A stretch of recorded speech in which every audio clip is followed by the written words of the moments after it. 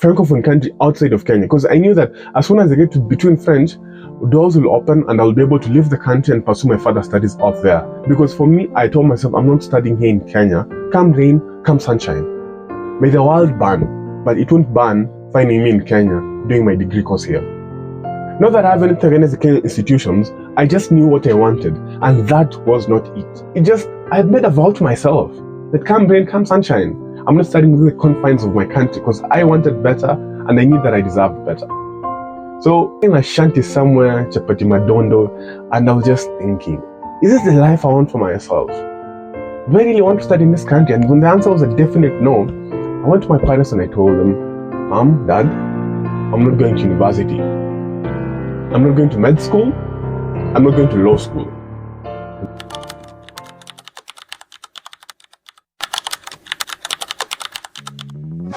My name is Socrates.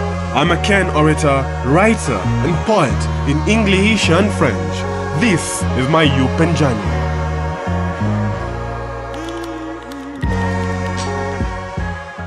I'm not going to university.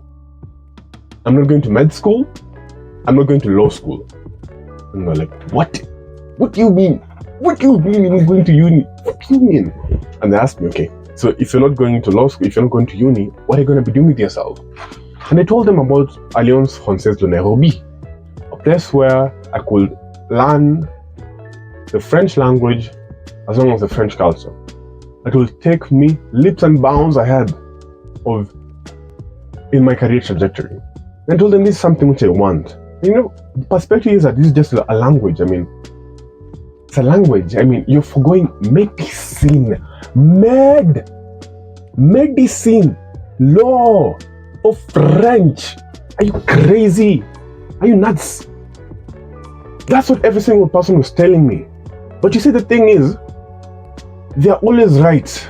The naysayers are always right till that one time you prove them wrong. There's an interesting quote by Hormozi, which says, the naysayers, the pessimists, are 99% right and 100% wrong. And I remember it quite vividly. The naysayers are 99% right, but 100% wrong. They'll be right all the time till you prove them wrong. And then they'll be like, oh, okay, so you had a plan. That's how it was.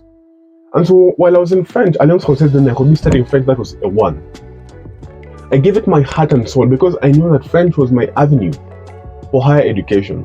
If I messed that up, I messed up my possibilities of going to school because I had abandoned my degree course here in Kenya. And it was either I make it or break it, a shoot or a miss. A leap of faith into the abyss. Hey, that is poetic. Did you hear that? Did you hear that? And all I'm doing is spontaneous. I'm quite poetic, by the way. While I was at Alliance Française, I studied French like a doctor will study medicine. I had to study French for intense hours. If there was an exposition, I'm there. If there is a francophone event, I'm there. That little French that I had, the moi je m'appelle, j'ai 28 ans, those things. J'ai 15 ans, j'ai whatever. Those reciting colors, these small things, bonjour, ça va. I will use the little French that I had to the most of my ability, like stretching the thread till it snaps.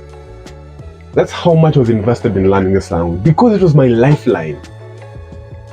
It was my lifeline. And so I studied my French for 3 months. And while I was doing my French, I was exploring the possibility of studying in France through Campus France. I was studying my possibilities of still studying in the USA in a liberal arts school. And so I had cast my blanket wide, my net wide, hoping the possibilities will arrive. So, I'll give you guys a timeline so that I can structure my story. Right now where we are, when I decided I'm not going to university, I'm going to stay at Alliance Française de Nairobi to study French, was March 11th. Right? So in March right now. So at that time, I was still exploring possibilities. And I was giving my 100% in the French because I knew my French was my lifeline.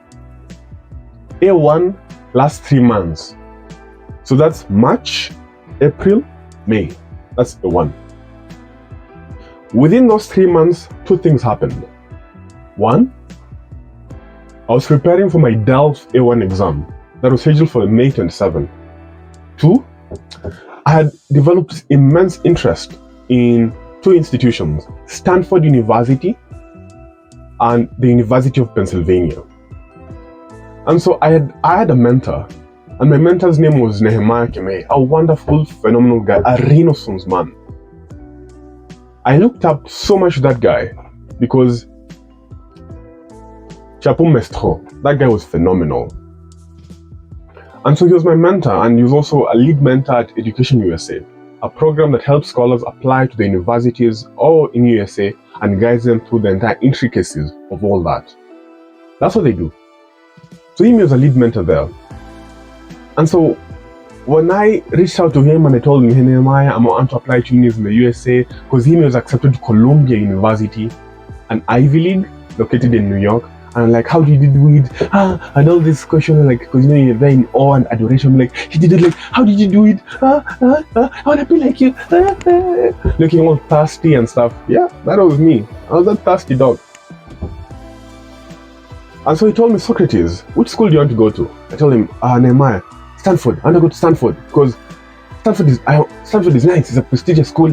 It's good, looks nice, blah, blah, blah." And he told me, "I'm yet to meet someone," because he was leading a cohort of 40 plus top tier scholars, like the creme de la creme of Kenya, the best, the most academically robust, academically adept scholars in Kenya in my class of 2022 when I finished high school, were the ones who were selected.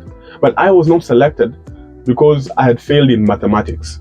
I didn't fail because they wanted A and above, and me, I got a B plus in mathematics and A on the rest of the subjects. But then they just wanted mathematics and English. I got an A in English but a B plus in maths.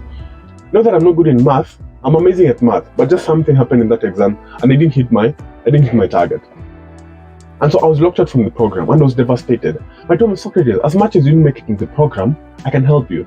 And he told me, I am yet to meet someone in this entire cohort of the best scholars in Kenya, class of 2022, who are a perfect fit for the Huntsman Program of the University of Pennsylvania. This school is meant for you, and you are meant for it. And at that time, I looked him straight in the eyes and told him, "Nehemiah, I have doubt, but I shall borrow your faith till I develop my own." I told him, "Socrates, getting into the University of Pennsylvania is like going into the eye of a needle, passing through the eye of a needle. Getting into the Huntsman program is like passing through the eye of the needle." And when he explained to me the gravity of the situation, I shivered.